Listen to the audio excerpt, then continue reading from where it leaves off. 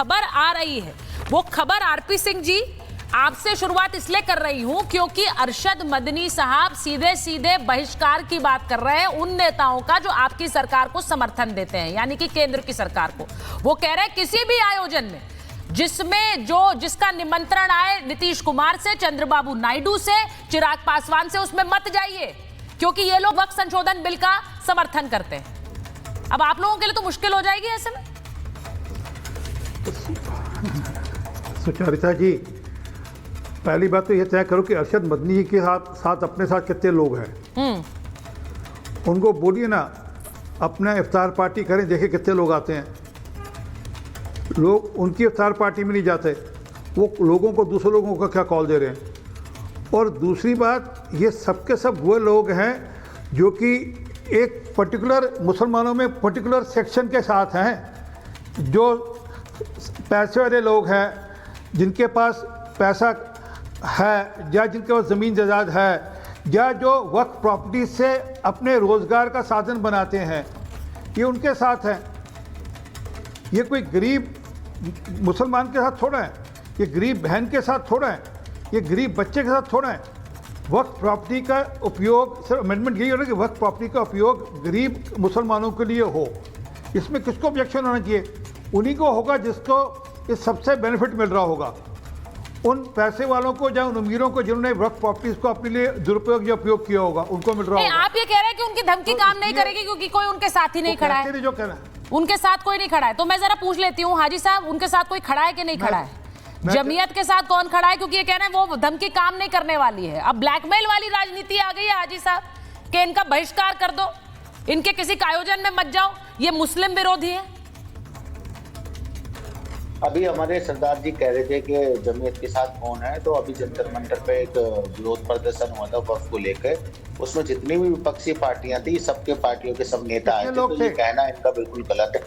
दूसरा, मैं एक और बात कहना चाहूंगा कि जिस तरीके से चिराग पासवान और चंद्रबाबू नायडू और नीतीश कुमार वक्फ का अगर समर्थन करते हैं, तो मुसलमान कभी भी इन्हें कभी भूलेगा नहीं, और इनकी जो भी इनकी नीतियां है, जो इनका विरोध है, वो हमेशा करता रहेगा। और बैरिस्टर असदुद्दीन ओवैसी साहब ने ये कहा है, अगर ये बिल सदन में आता है और तो हम इसका रोड से लेके और संसद तक इसका विरोध प्रदर्शन करेंगे और पूरे देश में, पूरे देश के सभी राज्यों में प्रोटेस्ट होगा। तो नहीं, अब तो वो एक कदम आगे चल के बोल रहे हैं कि कुछ बड़ा कीजिए, इससे नहीं होगा। हाजी साहब, अब तो वो कह रहे हैं कुछ बड़ा कीजिए, जो प्रदर्शन अभी हो रहा है उससे काम नहीं होगा, कुछ बड़ा करना होगा। अब वो बड़ा क्या है मैं इसलिए पूछ रही हूँ क्योंकि हाँ, बोलिए बोलिए। बड़ा वो है जो शाहीन बाग हुआ था, उससे भी बड़ा विरोध प्रदर्शन होगा और सभी अलग अलग राज्यों में होगा, अलग अलग स्टेटों में होगा, अलग अलग इलाकों में होगा। आज जिसके पास सहूलियत होगी वहां पर होगा। इसमें धमकी की क्या बात है? हाजी साहब, धमकी तो किसान कानून भी, अच्छा आप खुलकर धमकी दे रहे हैं, अब कोई फर्क नहीं पड़ता है। अब देखिए ये दिक्कत खड़ी करने वाली है। अब खुलकर धमकी दी जा रही है, वो होगा जो शाहीन बाग में हुआ, वो होगा और पूरे देश में होगा, अलग अलग जगहों पर होगा। अब ये खुलकर धमकी दी जा रही है हाजी साहब। देखिए सुचारता जी, आप धमकी वाली बात नहीं है, ये तो हमारा एक संवैधानिक अधिकार है। आप कैसी बातें कर रही हैं धमकी वाली? मैं आपको कुछ नहीं कहना चाहता। देश की रफ्तार रोकना ना किसी का भी संवैधानिक अधिकार नहीं है सर। मैं हाजी साहब एक चीज बड़ा क्लियर बोलना चाहती हूँ कि आम व्यक्ति घर से निकल ना पाए, आम व्यक्ति अपने दफ्तर ना जा पाए, वो अपने घर तक पहुंच ना पाए। शाहीन बाग में यही हुआ था। तो ये किसी का भी संवैधानिक अधिकार नहीं है हाजी साहब, ये मैं आपको बता रही हूं।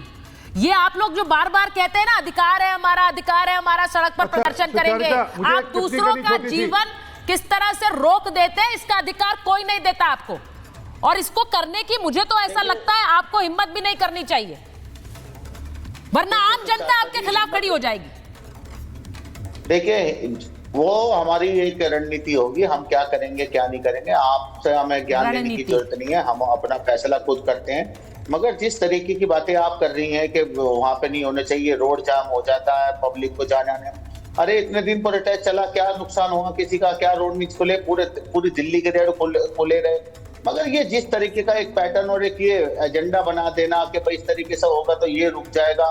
देखिए, हमारा कहना है ये बिल वापस लेना चाहिए सरकार को। जैसे किसान कानून का बिल लेकर सरकार आई थी, वो वापस लिया। जो चंदे का एक बिल लेकर आई थी, उसको वापस सरकार ने लेना पड़ा। तो ये सरकार लगातार हमें निशाना बनाने का काम कर रही है। पहले सीए एनआरसी ला के हमारी नागरिकता एनआरसी के तहत हमारी नागरिकता छीनी जा रही थी। आज हमारी छिन गई आपकी नागरिकता, आपकी नागरिकता छिन गई। अरे सर ये वाले रूमर वाली बात देखिए, मैं इंपॉर्टेंट फैक्ट्स पे बात कर रही हूँ, ये जो भ्रमित करने वाली जो सो कॉल्ड फैक्ट्स है इन पर बात नहीं कर रही हूँ।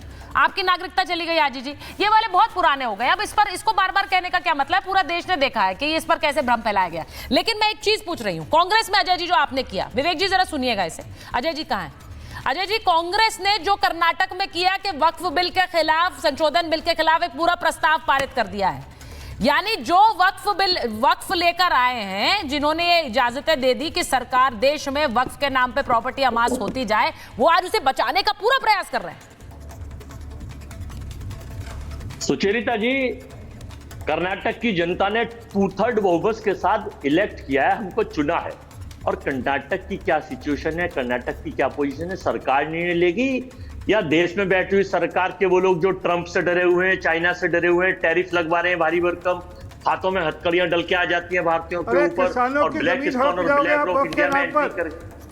अरे भाई सरदार जी, मैं आपके बीच में नहीं बोल रहा था, आप जानी लोग हैं। सुचेरिता जी, ये गलत बात है। हाँ बोलिए बोलिए बोलिए, आप बोलिए। ये गलत बात। आरपी जी बोलने दीजिए उन्हें, जरा उनका डिफेंस सुनेंगे ना। सुचेरिता जी, हाँ बोलिए अजय जी, बोलिए। तो कर्नाटक की क्या भौगोलिक स्थिति है, कर्नाटक सरकार क्या निर्णय लेगी, ये अपनी रणनीति तय करेंगे या कांग्रेस की और अपोजिशन के और लोगों की भी तय करेंगे? वहां का जो निर्णय वहां की जनता चाह रही है, वहां के लोग चाह रहे हैं, वहां के वोटर चाह रहे हैं, वहां के विधायक चाह रहे हैं, वही तो तय करेंगे। या ये इनका प्रोपोगंडा, ये तो केवल हिंदू मुस्लिम, पाकिस्तान हिंदुस्तान और औरंगजेब की कब्र पे पहुंच जाएंगे और कभी गुजराती मॉडल पे पहुंच जाएंगे। तो आप कर्नाटक की कांग्रेस सरकार क्या कर रही है अजय जी? आप ये कह रहे हैं ये हिंदू मुसलमान कर रहे हैं, कांग्रेस वो अपना डिफेंस दे, वो कर रहे हैं कि नहीं कर रहे हैं हिंदू मुसलमान। लेकिन कर्नाटक की सरकार क्या कर रही है? वक्त पे कोई बिल आएगा तो हम उसे पास नहीं होने देंगे। प्रस्ताव पास कर दिया, कर्नाटक में जारी नहीं होगा। क्यों नहीं होगा?